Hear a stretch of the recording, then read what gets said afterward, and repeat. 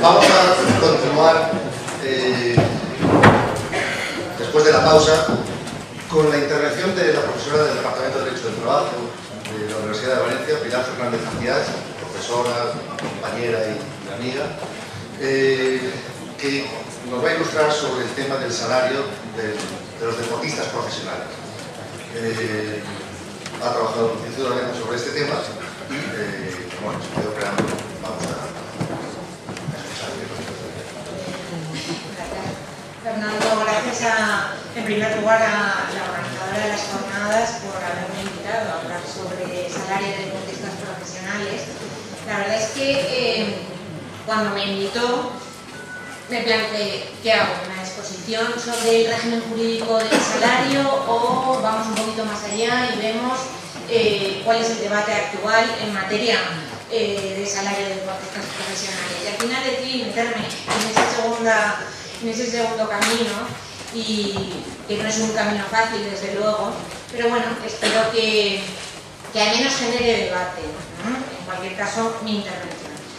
Bien, cuando se habla de la pésima situación financiera de los clubes y entidades deportivas o sociedades anónimas deportivas, una de las cuestiones que siempre se pone encima de la mesa es la posibilidad de reducir el endeudamiento de las entidades y de sanear su situación económica, interviniendo en la determinación de la cuantía salarial que percibe el deportista profesional. Esa cuantía se determina, como sabéis, aquellos que hayáis estudiado el decreto del 85, se determina según su artículo 8, mediante convenio colectivo o contrato de trabajo. Concretamente, el contrato de trabajo desempeña un papel importante principal en este sector de actividad como instrumento para la fijación de cuantías salariales superiores a las previstas en convenio colectivo. Si uno analiza los convenios colectivos del sector, la verdad es que no son demasiados, hay 6 en total vigentes en la actualidad. Bueno, uno podría ser discutible su vigencia, ya hablaremos de eso, todos ellos de ámbito estatal y correspondientes cada uno de ellos a diferentes modalidades deportivas. Se constata o se verifica que en ellos tan solo se cuantifican el sueldo mensual y las pagas extraordinarias, y en su caso, en algún convenio como el de fútbol profesional, el plus de antigüedad. La determinación de la cuantía del resto de partidas salariales se remite por los convenios colectivos o bien al acuerdo de empresa, es decir, al acuerdo entre la entidad deportiva y la plantilla de jugadores, o bien al acuerdo entre la entidad y el deportista individual. Bien, en realidad todos los convenios colectivos en el ámbito deportivo lo que establecen es una retribución mínima garantizada al deportista profesional. Retribución mínima que, como la doctrina ha puesto de manifiesto reiteradamente, por su limitada cuantía, desde luego no cumple una mínima función redistributiva dentro del colectivo de deportistas de cada modalidad. A falta de regulación convencional, como sucede en cualquier sector de actividad, resultaría aplicable a la relación de trabajo del deportista profesional el salario mínimo interprofesional vigente en cada momento. Eso, bueno, es todos conocido. Pues bien, desde una audiencia pública sobre fair play financiero y la lucha contra la corrupción en el deporte, que se celebró en el Parlamento Europeo el 18 de diciembre del año 2012, del año pasado, la verdad es que algunos periódicos españoles y algunas páginas web y algunos foros especializados en deporte profesional empezaron a destacar en titulares una noticia, al parecer de la agencia EFE, que provenía de la agencia EFE, según la cual desde Europa, con vistas por supuesto a fomentar una mayor transparencia e igualdad dentro de las ligas nacionales, se hablaba de apostar directamente, o sea, literalmente, en la noticia constaba apostar por poner topes a los salarios de los jugadores, además de otras cosas como limitar el poder económico de los clubes, gestionar de otro modo los derechos televisivos, perseguir la corrupción, el dopaje, el amaño de partidos, establecer tasas o una tasa a los traspasos, ¿no? Bueno,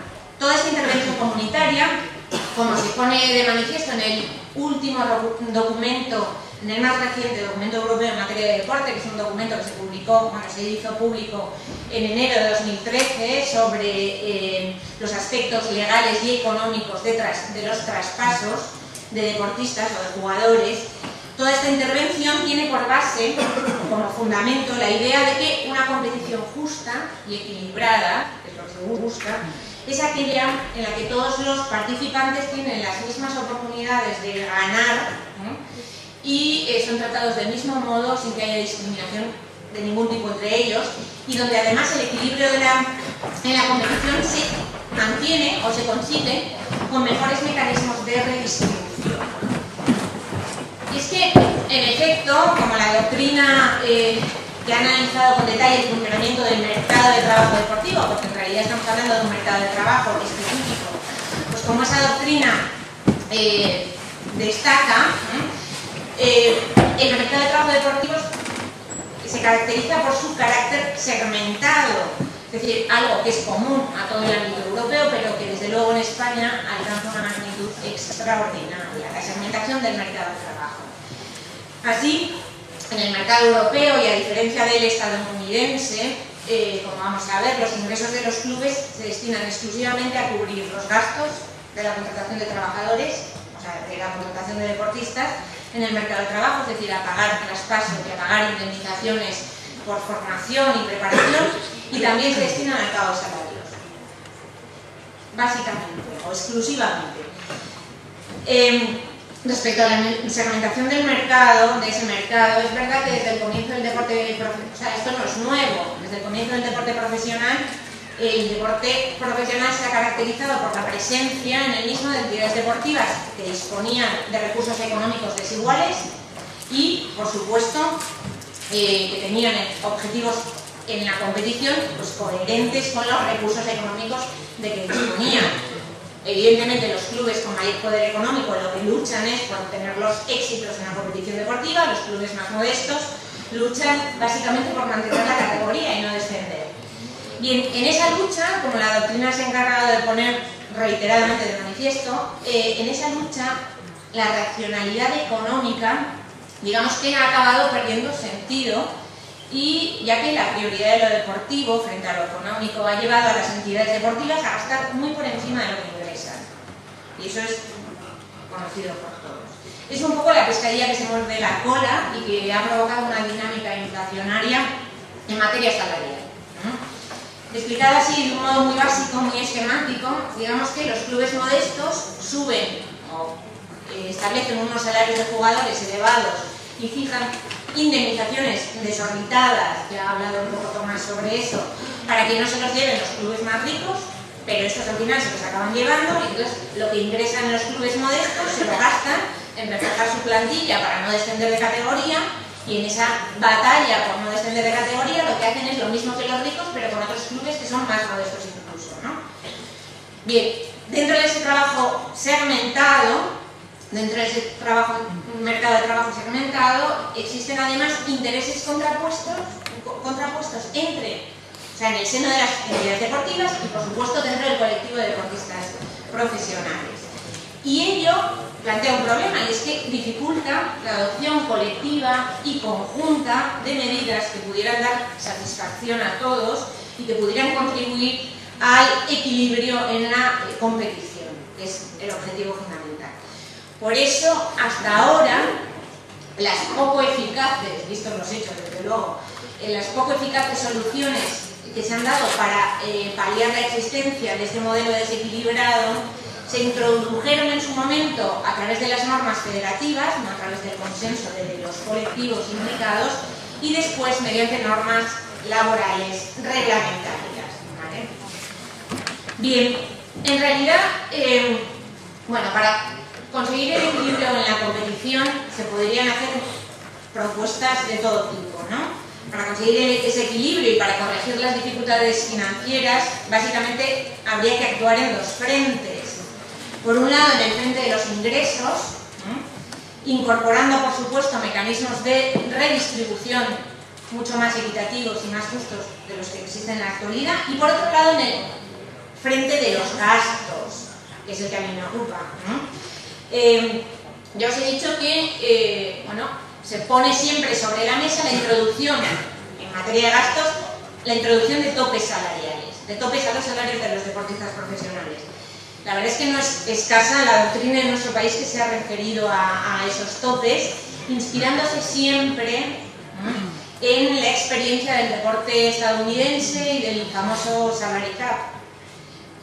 Y que, bueno, es cierto que ese debate sobre la introducción de topes a los salarios se ha reavivado de nuevo con las noticias que presuntamente nos llegan desde Europa. Sin embargo, bueno, en la elaboración de este trabajo me metí a investigar qué es lo que se decía desde Europa realmente, no qué dice la agencia AEF que dice Europa, ¿no? Sino qué es lo que dice Europa. Y analizando los últimos documentos europeos en materia de deporte, lo cierto es que en ellos no se dice nada expresamente respecto de la posibilidad de limitar desde Europa los salarios de los deportistas, al menos como un objetivo viable, a medio, a corto o a largo plazo. No se dice nada. Desde la Unión Europea es cierto, y es verdad, se está actuando en el frente de los gastos. A los ingresos yo, digamos que los dejo para otros ponentes, pero sí se está actuando en el frente de los gastos, pero no en salarios. Os he dicho antes que lo que ingresan los clubes se lo gastan en la contratación de jugadores y en el pago de salarios, ¿vale? Pues desde la Unión Europea se está actuando en los gastos directamente relacionados con la contratación de jugadores, es decir, en los traspasos y en las indemnizaciones por formación.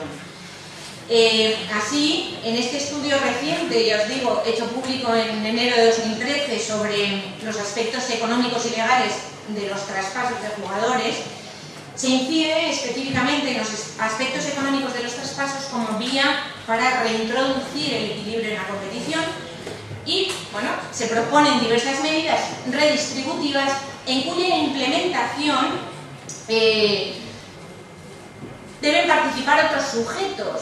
Es decir, no es algo que se vaya a hacer desde la Unión Europea, sino que se tiene que implicar a las federaciones internacionales, a las federaciones nacionales y, bueno, se puede discutir sobre eso como parte del diálogo social europeo. Así consta expresamente, es decir, cuando se habla de quiénes son las partes interesadas y que, por tanto, en ese documento y, por tanto, podrían participar en la adopción de ciertas medidas, el documento se refiere a esos sujetos.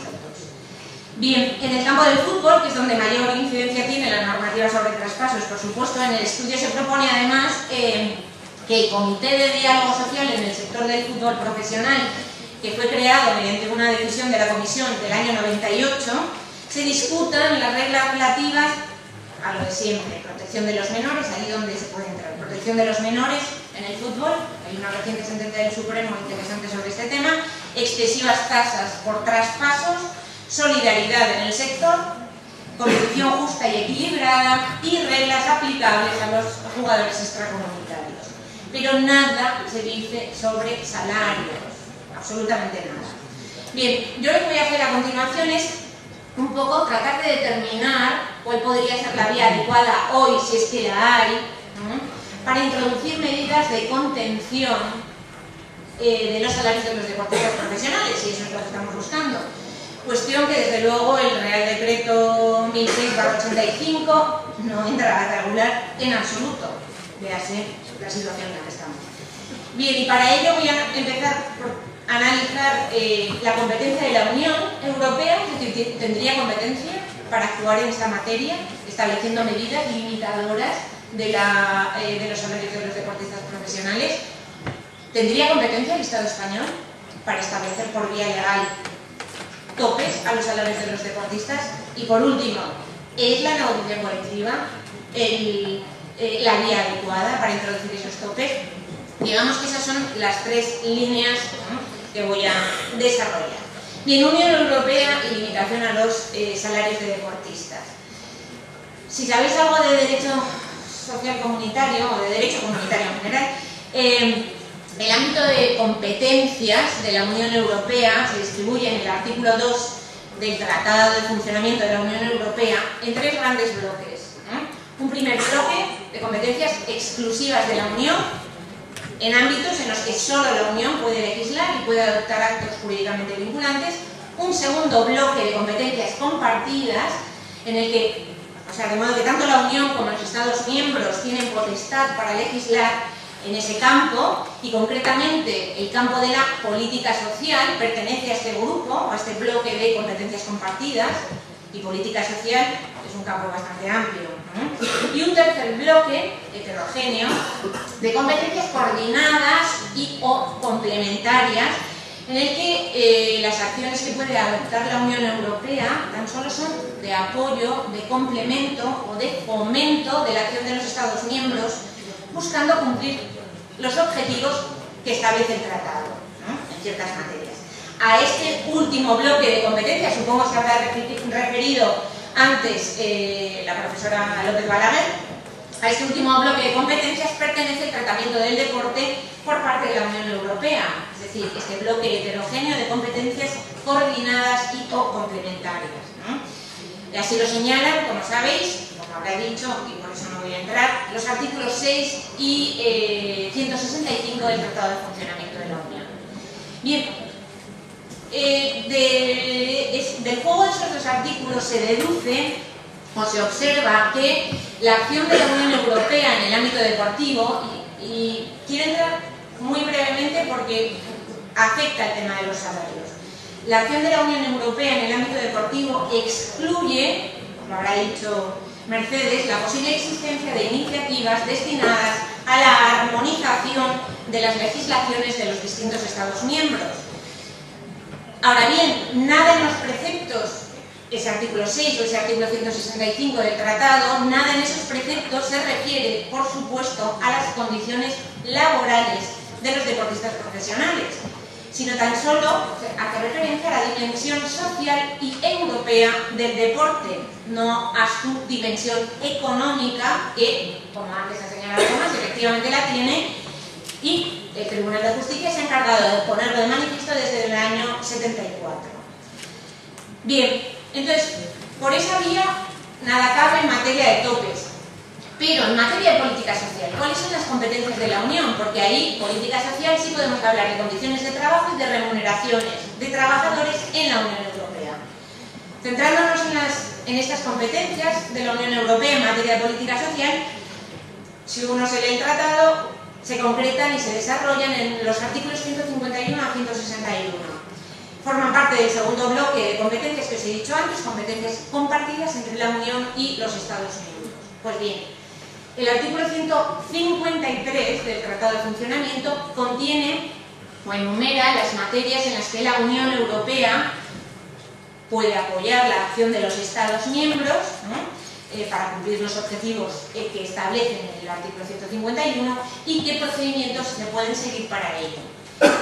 Bien, por lo que a retribuciones o a remuneraciones se refiere, el tratado actúa en negativo también, es decir, excluye, dentro del ámbito de la política social, excluye en esa atribución de competencias ciertas materias que no van a ser competencia normativa, no van a entrar dentro de la competencia normativa de la Unión.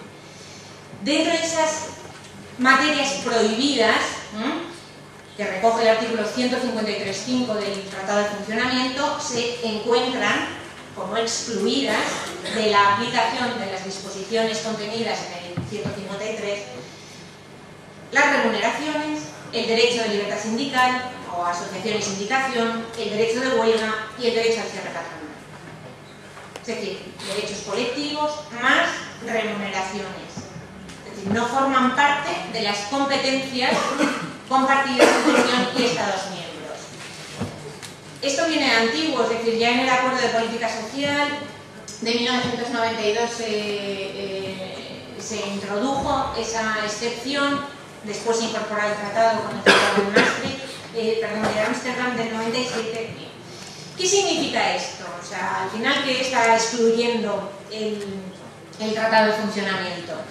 Bueno, lo que el precepto excluye es el uso o la utilización de los procedimientos que ese mismo artículo recoge para la regulación de esas materias, concretamente de la remuneración, ¿vale?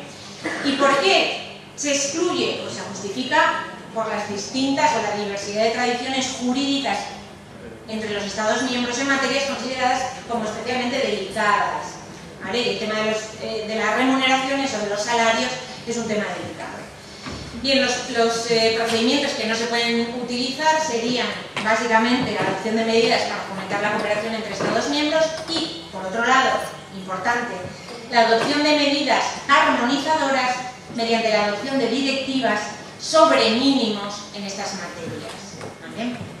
Bien, por tanto, en el precepto se está excluyendo la posibilidad de que la Unión adopte directivas por las que se establezcan normas mínimas reguladoras de los salarios aplicables en los distintos Estados miembros, lo que para el Tribunal de Justicia de la Unión Europea debería entrar o entra dentro del ámbito de la autonomía negocial de los interlocutores sociales de los Estados miembros. Es decir, el Tribunal de Justicia de la Unión Europea tiene clarísimo que la materia salarial es competencia que pertenece a los Estados miembros y dentro de ellos a los interlocutores sociales, ¿no?, en ejercicio de la autonomía negocial. Y que no se puede entrar a establecer, desde luego, directivas, ¿no?, sobre mínimos desde la Unión Europea. ¿Vale?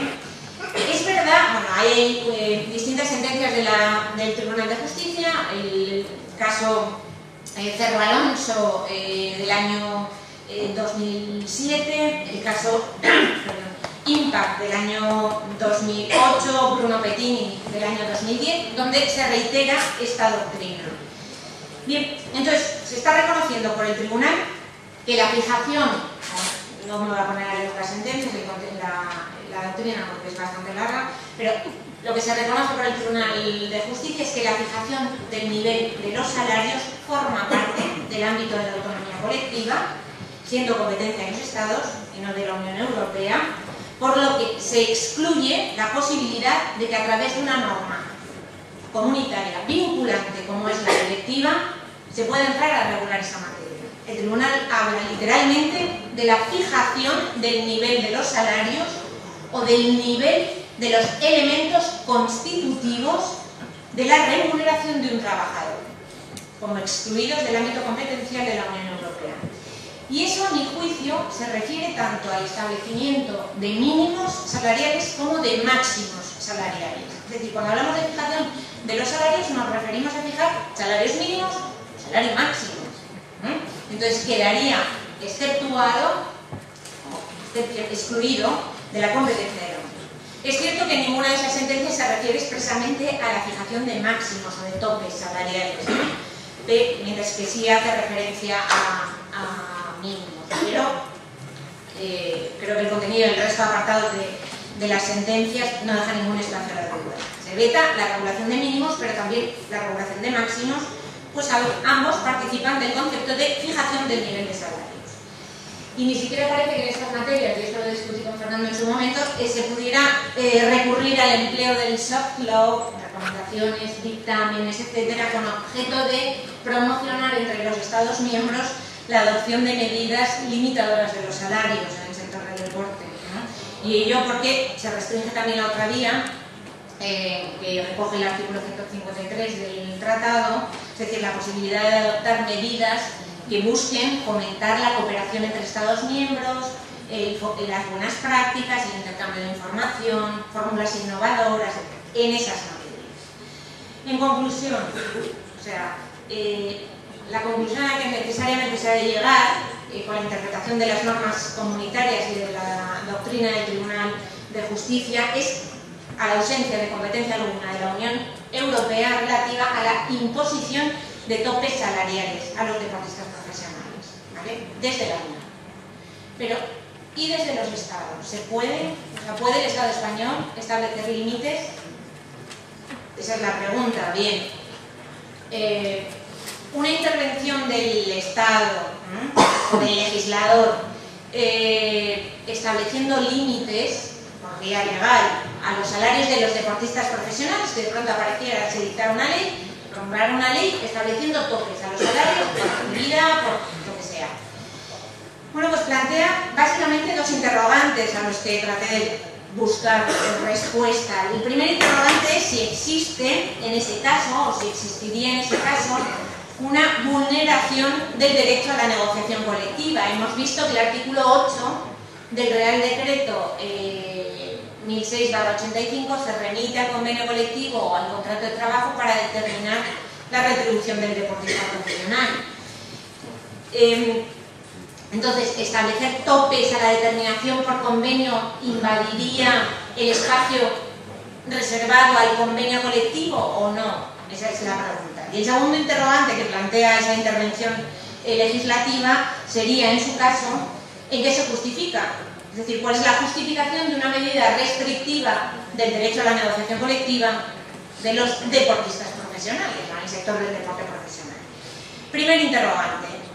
Sobre el primer interrogante, es decir, la intervención del legislador en ese sentido, estableciendo límites, ¿no? O cuál es el espacio, cuál es la relación entre la ley y el convenio colectivo, hasta dónde puede llegar la ley, ¿no? Y hasta dónde puede llegar la negociación colectiva. Nos tenemos que ir a la Constitución para dar respuesta a la Constitución y a la doctrina del Tribunal Constitucional al respecto, que tiene una doctrina consolidada bastante consensuada, ¿no? O admitida de forma pacífica por todos.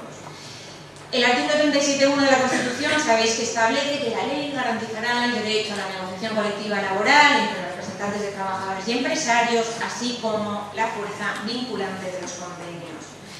La Constitución, por tanto, está encomendando a la ley garantizar el derecho a la negociación colectiva, ¿vale? Así como la fuerza vinculante del convenio, o sea, la eficacia jurídica del convenio. Por otra parte, el mismo texto constitucional, o sea, la Constitución española, establece en el artículo 53 que solo por ley, que en todo caso deberá respetar su contenido esencial, podrá regularse el ejercicio de derechos y deberes reconocido en el capítulo 2 del título 1 de la Constitución, dentro del cual entraría el derecho a la negociación colectiva. Es obvio, por tanto, que todo derecho incluido en ese capítulo, y entre ellos la negociación colectiva, tiene un contenido esencial que debe ser respetado y debe ser garantizado en su posterior regulación legal. Ahora bien, el que sea la ley la que tenga que garantizar eso no significa que por la propia Constitución se establezca la supremacía de la ley sobre el convenio. Así lo ha reconocido el Tribunal Constitucional en sentencias diversas, pero la 58/85, es una sentencia antigua, pero dice lo siguiente: la facultad que poseen los representantes de los trabajadores y empresarios de regular sus intereses recíprocos mediante la negociación colectiva es una facultad no derivada de la ley, sino propia, que encuentra su expresión jurídica en la Constitución española. Y también es de la propia Constitución y no de la ley, de donde emana la fuerza vinculante del convenio. Por ello, es lugar común en la doctrina considerar que la ley estatal debe asegurar un espacio de desarrollo a la negociación colectiva, de modo que se garantice la capacidad de los sujetos sociales para configurar el contenido de la relación de trabajo, para regular el contenido. Porque lo contrario supondría una vulneración del contenido esencial del derecho. Pues bien, si hablamos del contenido esencial del derecho a la negociación colectiva, es unánime entre doctrina y jurisprudencia o doctrina judicial que la fijación de los salarios forma parte, digamos, del núcleo mínimo e indisponible e inalienable del derecho a la negociación colectiva. Es decir, que corresponde a la negociación colectiva fijar el nivel de los salarios, ¿vale? Y eso se tiene que tener en cuenta a la hora de determinar cómo puede la ley afectar a la negociación colectiva. ¿Ha surgido alguna vez este debate? Es decir, ¿puede la ley limitar o establecer topes a los salarios? Sí, ha surgido. Y hay jurisprudencia constitucional al respecto y jurisprudencia del Supremo. Es decir, surgió en su momento con el establecimiento por ley de presupuestos generales del Estado de topes a los salarios, a los incrementos salariales del personal de la administración. Personal de administraciones públicas, funcionario laboral y del sector público empresarial. En todos esos asuntos, que fueron en su momento conflictivos y que acabaron ante el Tribunal Constitucional, el Tribunal Constitucional tiene una doctrina consolidada en torno a la idea de la primacía de la ley sobre el convenio colectivo. Es decir, hay sentencias como la 58/85, 170/88, pero más recientes, 24/2002, donde admite la constitucionalidad de la ley de presupuestos al reconocer con carácter general que la ley ocupa en la jerarquía normativa una posición superior a la del convenio.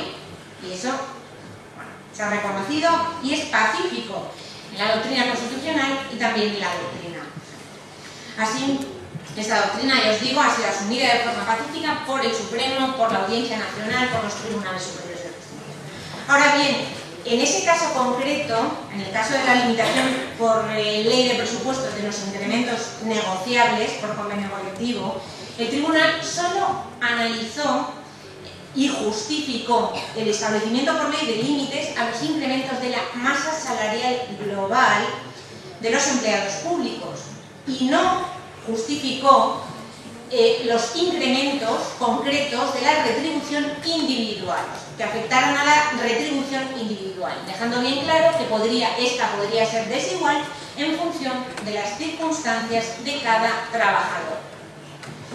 En definitiva, es decir, el Tribunal Constitucional no justifica la introducción por ley de límites en las cuantías de las retribuciones individuales, de los salarios individuales, del trabajador individual, sino en la masa salarial global. Traída esta doctrina al asunto que nos ocupa, podría justificarse en su caso la introducción por ley de topes o de máximos en la masa salarial global de la plantilla de jugadores de una entidad deportiva, pero no tanto la introducción de topes legales a las retribuciones individuales, a lo que al final cada deportista individual pudiera acabar percibiendo. La verdad es que sí que se ha hablado de establecer porcentajes, o sea, no es algo novedoso, se ha hablado de establecer porcentajes máximos de gasto en proporción a los ingresos o sobre los ingresos de una entidad y de gasto en salarios, ¿no? Si establecemos un tope, se puede gastar de lo que ingresa la entidad un 70% o un 50% en salarios y el resto tiene que ir a otras cosas, ¿no? Desde luego esa medida no garantiza el equilibrio económico de las entidades y no garantiza el equilibrio de la competición, porque si uno ingresa muchísimo, ya sabemos por qué vías, o deja de ingresar mucho también, pues evidentemente el porcentaje no garantiza la igualdad y la equidad de la competición. Si tú puedes un 70% sobre lo que ingresas, que es esto, y tú puedes un 70% sobre lo que ingresas, que es la mitad, pues evidentemente no estás, digamos, alcanzando el objetivo que busca la Unión Europea. Bien, aparte de esto, hay doctrina del Comité de Libertad Sindical de la OIT, porque hablamos aquí de vulnerar un derecho, que es el derecho a la negociación colectiva, que forma parte del contenido esencial del derecho de libertad sindical. Entonces aquí habría que acudir a la doctrina del Comité de Libertad Sindical de la OIT acerca de la intervención de los estados o de los gobiernos en materia de negociación colectiva y en materia de política de rentas. Y ahí el Comité de Libertad Sindical de la OIT tiene claro que medidas limitadoras, estableciendo topes a los salarios de los trabajadores, sean del sector que sean, que en definitiva están restringiendo el derecho, la autonomía negocial o la autonomía colectiva, el derecho de negociación, solo pueden aplicarse por los gobiernos siempre y cuando la situación económica, es decir, económica de la economía nacional fuera grave, con carácter excepcional, siempre y cuando no funcionaran otros mecanismos u otras medidas por un periodo de tiempo limitado y habiendo sido previamente objeto de un proceso de consulta en el que participen, por supuesto, los interlocutores sociales. Esa es la doctrina del Comité de Libertad Sindical relativa a la legitimidad de las políticas de rentas. Bueno, sobre todo de las políticas de rentas salariales, del control de las rentas salariales. Si trasladamos esa doctrina al debate que se plantea en la actualidad, pues la hipotética implantación por una norma, por ley, de un tope a los salarios de los deportistas profesionales, bueno, pues exigiría, además de ser considerada una medida temporal excepcional que debiera ir acompañada de otras medidas de intervención en el mercado de trabajo deportivo, exigiría ser objeto de un proceso de consulta ante el organismo adecuado, que en nuestro caso, pues igual sería el Consejo Económico y Social, no lo sé.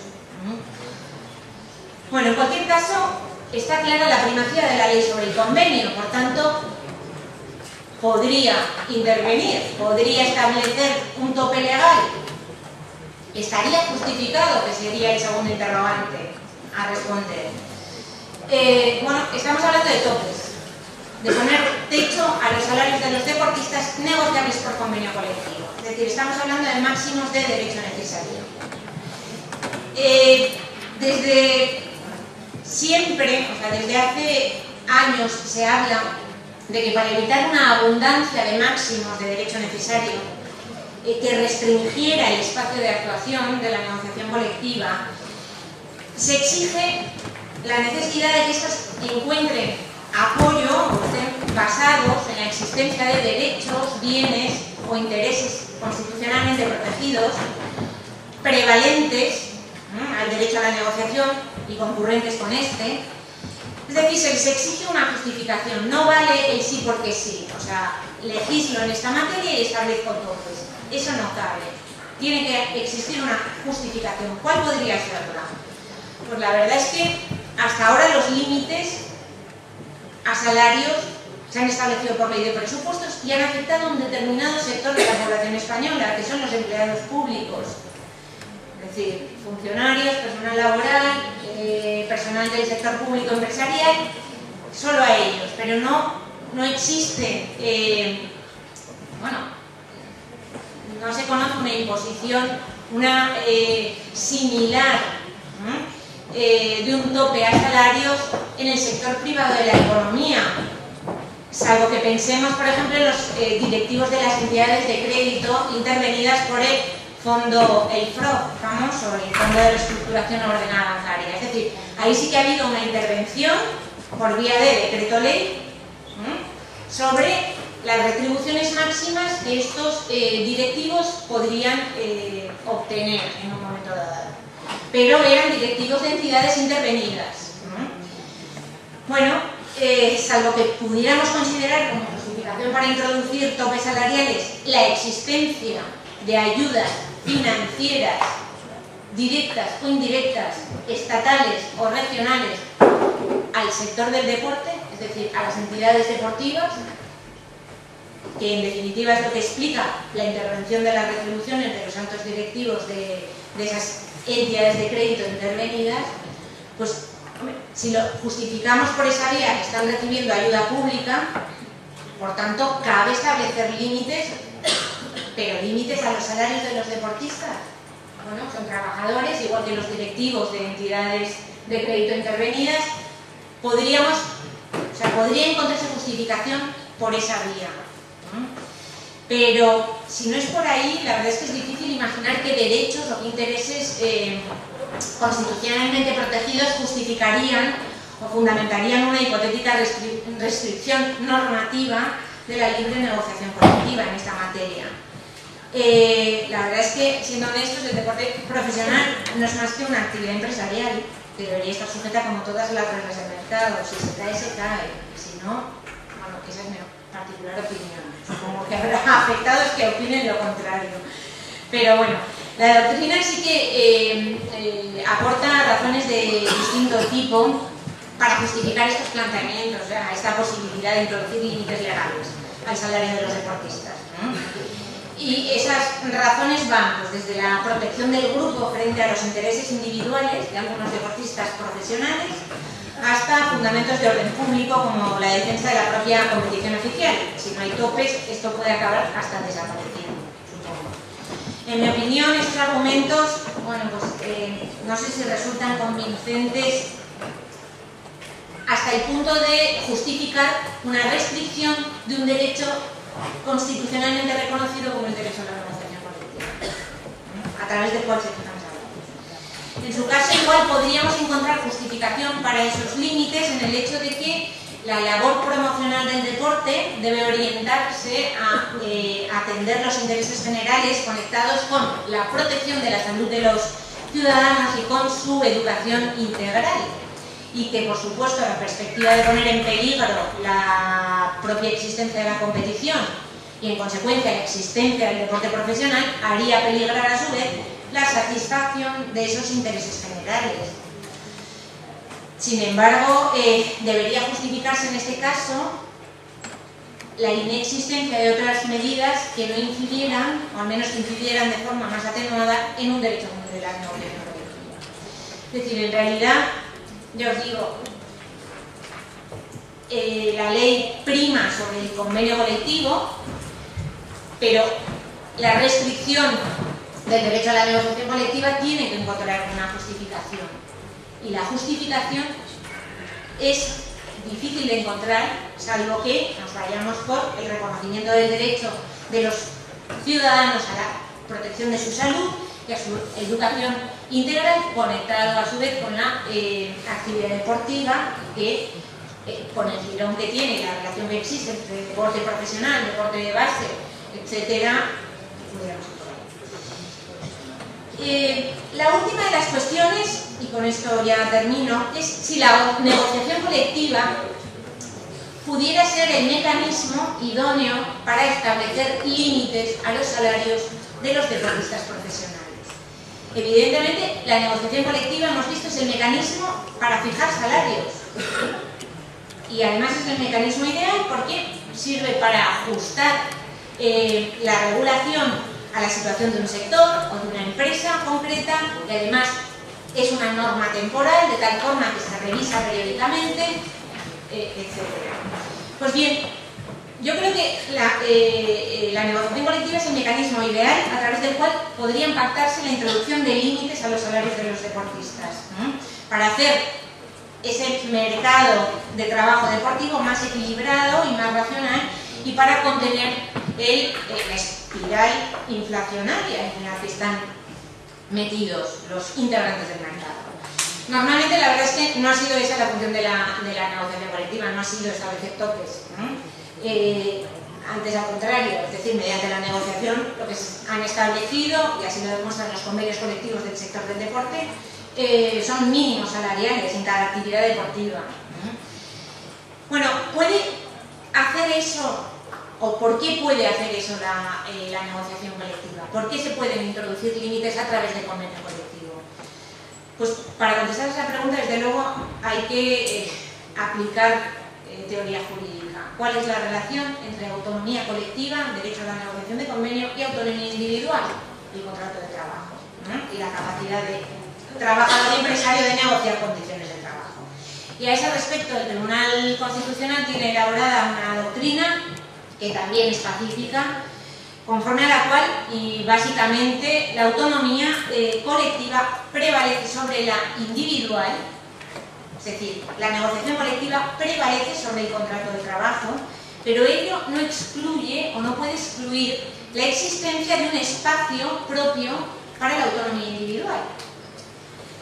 Y ese espacio propio está formado por aquellos espacios que están libres de negociación, allí donde el convenio no entra, podría entrar el contrato de trabajo en su caso, o bien los espacios afectados por la negociación, siempre conforme la negociación permita, el convenio colectivo permita, que normalmente es para mejorar esas condiciones. Bien, conforme a esta doctrina constitucional, es compleja, larga, etcétera, no voy a entrar más que a apuntarla. En principio resultaría admisible en pura técnica jurídica recurrir a la negociación colectiva como mecanismo para introducir techos máximos o topes máximos al salario de los deportistas profesionales. Ahora bien, como siempre que andan en conflicto dos intereses constitucionalmente protegidos, además, porque también entra en juego la libertad de empresa, el recorte de la autonomía individual, de la capacidad de negociación entre empresario, club y deportista profesional, en un aspecto en el de la fijación de salarios, donde habitualmente la autonomía individual lo único que hace es desempeñar un papel de mejora de lo previsto en convenio colectivo, teniendo en cuenta que lo previsto son retribuciones mínimas garantizadas, ese recorte debería tener una justificación concreta, es decir, deberíamos buscar una justificación. Bueno, pues en este caso, la limitación de la autonomía individual, como a todos os puede pasar por la mente rápidamente, podría estar justificada por el daño que el puro juego de los intereses particulares o de las voluntades particulares y las situaciones que de él se derivan pueden acarrear a los intereses generales.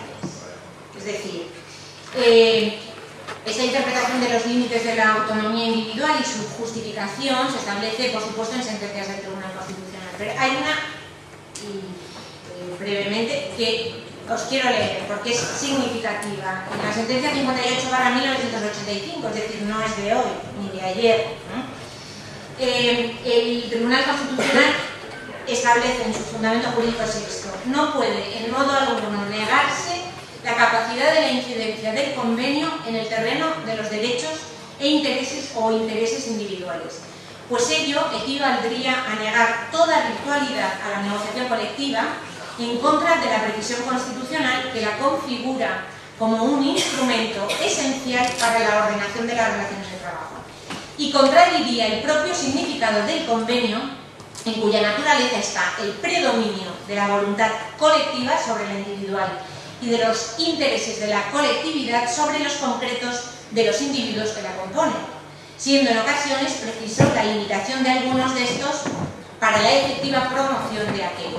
Es decir, siendo precisa la limitación de los intereses de los concretos individuos para la efectiva promoción de los intereses de la colectividad. Claro, es evidente que se deja en manos del convenio colectivo, y es evidente que para introducir una medida de este tipo sería necesario contar con la voluntad de todos los integrantes del mercado de trabajo deportivo, lo que desde luego no deja de ser una hipótesis a la vista de sus intereses en conflicto. O sea, y conseguir esa voluntad unánime va a ser, ya os digo, prácticamente imposible. Lo importante, sin embargo, y para finalizar, es tener claro el objetivo que se busca con la limitación de los salarios. Si lo que estamos tratando es de dar respuesta a las demandas desde Europa en la búsqueda de ese equilibrio en la competición y la desaparición de la segmentación en ese mercado de trabajo, pudiera ser más razonable establecer topes a los salarios e incluso más respetuoso con la autonomía individual y con la libertad de empresa, la introducción por convenio colectivo de topes globales a la masa salarial de la plantilla, es decir, que lo que se pueda gastar la entidad sea esto, X, y no más. Y por supuesto, eso acompañado de mecanismos correctores que restringieran las diferencias salariales entre los integrantes de la plantilla en la ratio que resulte más adecuada para tutelar los intereses de los deportistas más cotizados y de los menos cotizados. Es decir, y ahí se podrían utilizar mecanismos como introducir, y esto no es nuevo, es decir, es una demanda, es algo que se planteó desde el 1996 por el cardenal Carro, introducir ratios máximos en la dispersión salarial dentro de la plantilla, ¿no?, de la entidad deportiva, es decir, un ratio de 5:1, que la diferencia entre lo que gana el deportista en esa plantilla, lo que gana el que más gana y el que menos obtiene, bueno, pues sea ese ratio. O, desde luego, otra vía sería, y no me parece mala vía, el incremento de los salarios mínimos garantizados. Evidentemente, esta última medida, el incremento de los salarios mínimos garantizados, si no va acompañada de un tope al porcentaje de gasto de las entidades sobre los ingresos, pues no serviría, no resultaría útil como medida para equilibrar la competición y equilibrar el mercado de trabajo.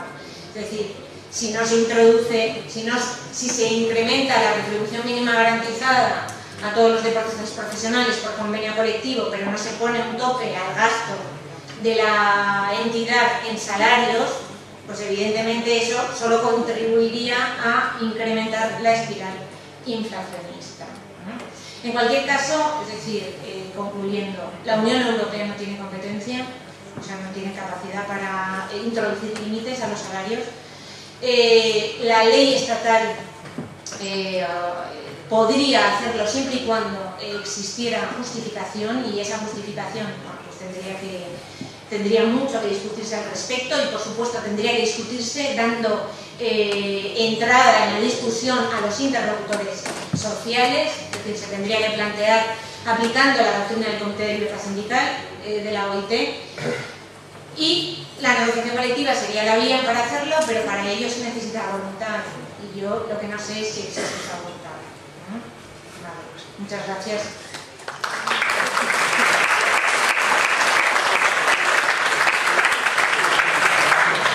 Muchas gracias, Pilar. Bueno, como siempre, se abre un turno de palabras, si quieres algún comentario, alguna opinión, expresar. A mí, de la intervención que has hecho, pues la verdad es que me ha surgido la cuestión de que pudiera ocurrir, por ejemplo, con un club como es el del Valencia, próximo a nosotros, donde pues parece ser, ¿no?, que las autoridades públicas valencianas pues, van a tomar, han tomado las riendas del club, haciéndose cargo de todas las deudas. Y entonces, pues si crees que eso podría ser uno de los motivos que justificase precisamente una política de rentas de forma que se llegase a limitar por ley estatal, autonómica, posible por el reparto de competencias, la fijación de un techo salarial. Si eso podría fijarlo, digamos una medida similar a la del club, sí, pero aplicada al deporte. Yo entiendo que sí, es decir, si con el Real Decreto Ley, creo que era el 2/2012, de saneamiento del sector financiero, se introdujeron esos límites a los salarios de a las retribuciones de los directivos de entidades de crédito que estaban recibiendo ayuda estatal, ayuda financiera pública, ¿por qué no se puede hacer con entidades deportivas que están recibiendo en realidad ayudas financieras públicas? Es decir,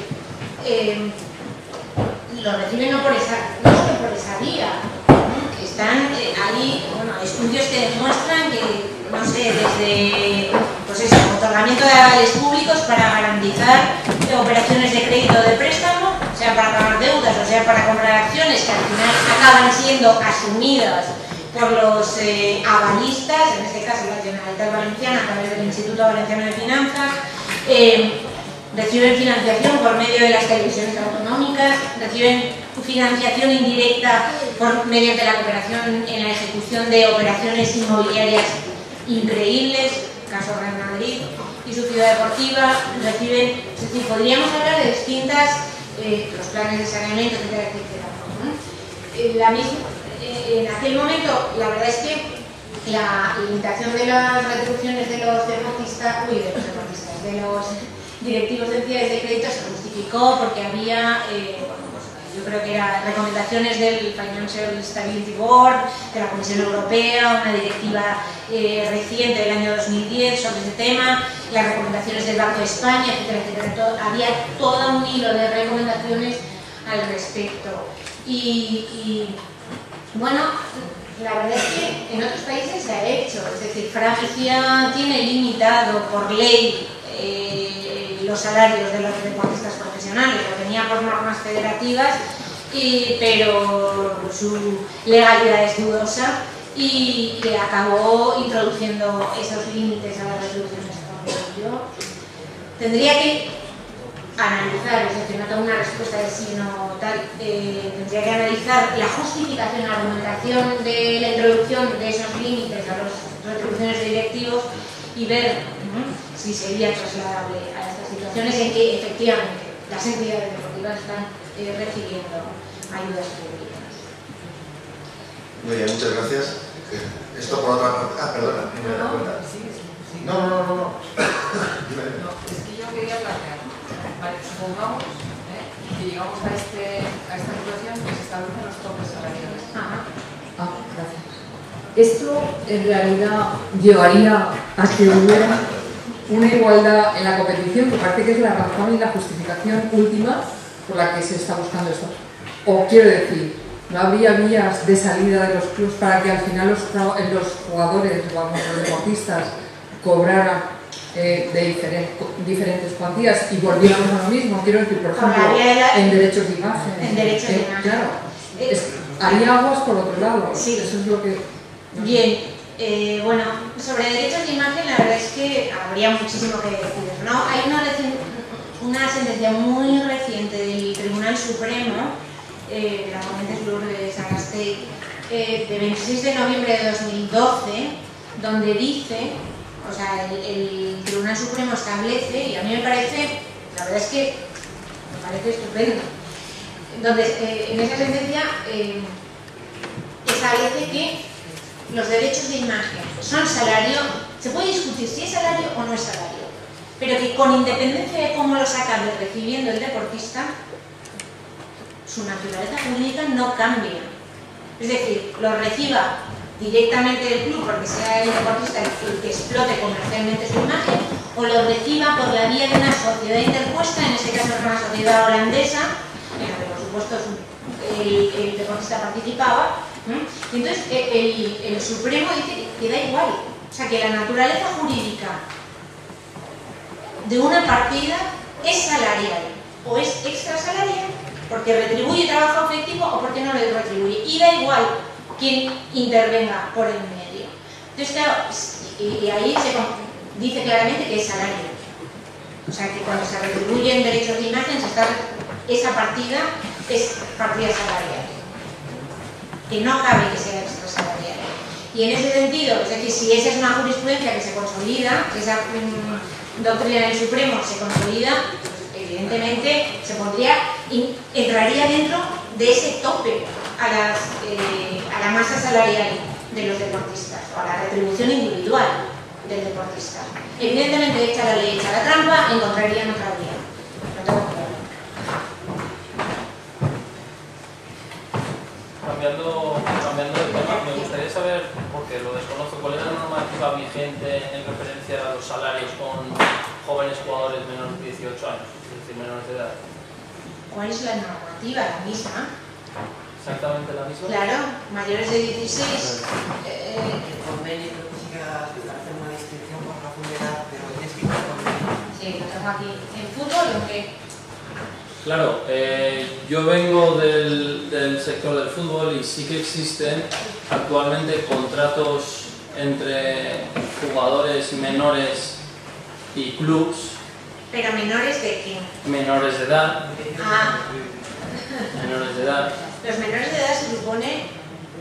No, por convenio hay la diferencia que no está permitido, eso sería constitucional. Exacto.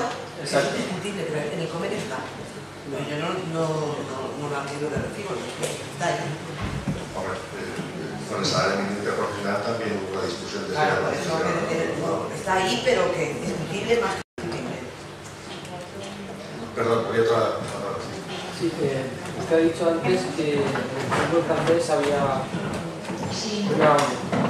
una limitación de salario. Me gustaría saber quién es el que pone esa limitación de salario, si es la asociación de futbolistas, si es el legislador. El legislador. El legislador es el que la pone. En el fútbol, en el deporte francés. El código de deporte. El código de deporte. Autoriza a las federaciones a limitar el salario de los deportistas. Pero son las federaciones. La federación decidirá si... Pero es discutible que una federación deportiva Claro. en España, En el caso del fútbol francés, por ejemplo, el famoso caso de Zlatan Ibrahimovic, que ha firmado con una cantidad excesiva de dinero y no sé hasta qué punto esto no, que por el tema de presupuestos que comentaba ella, que no sé hasta qué punto, por ejemplo, el caso de este jugador se lleva a cabo, ¿no? Quiero decir, yo creo que él percibe la cantidad de dinero que ha firmado con el club. Correcto, y se le ha existe quitado el límite límites salarial. Yo no sé las normas. autoriza a la federación a imponer límites globales. por eso que luego la federación decide si sigue o no. Pero hay límites globales, no hay retribución individual además. Es decir, sería un poco... Pero en España sería muy llamativo que la reforma de la ley de deporte profesional que se está gestando remitir a este asunto a las federaciones. Bueno, yo es que creo que no tienen legitimación para A las ligas Sí. Una federación legislar sobre derechos laborales algo... No tiene capacidad, no tiene legitimación. Entonces, ¿qué se refiere usted cuando habla de global y de retribución individual? O sea, ¿qué es lo que cobra el equipo en general? Sí, la masa salarial global sería lo que la entidad deportiva se puede gastar en salarios de sus jugadores. Hombre, pues en el Paris Saint-Germain cobran todos bastante. Ah, bueno. O sea, a mí cualquier cosa que se cobre en fútbol me parece bastante. Sinceramente. En fútbol profesional. Bastante a nivel profesional, me refiero. O sea, cantidades bastante importantes en este nivel que estamos hablando. Puedes usar el micro que lo estamos grabando. Nada, lo que he dicho es que dentro del nivel profesional del que estamos hablando cobran una cantidad bastante importante. Entonces, esta federación, ¿qué hace? ¿Legisla para ese equipo? Es que no la legisla. A ver, que el Código de Deportes Sí, autoriza a las autoriza, pero si luego federaciones no lo hace ya... deportivas a establecer límites globales a las retribuciones. Ya no sé si lo han hecho o no. Lo que habría que analizar si efectivamente las federaciones han entrado o no a establecer esos límites. Sí. Y a qué afectan, porque claro, aquí estamos hablando, yo estoy hablando de masa salarial global, en el caso de los empleados públicos, que incluye todo lo que es salario, pero habría que atender a lo que el Código de Trabajo francés y el Código de Deporte francés regulan la materia, etc. Es decir, que no es equiparable. Lo he traído así a una pluma, pero que no es algo que se pueda directamente aplicar aquí. No se puede estar por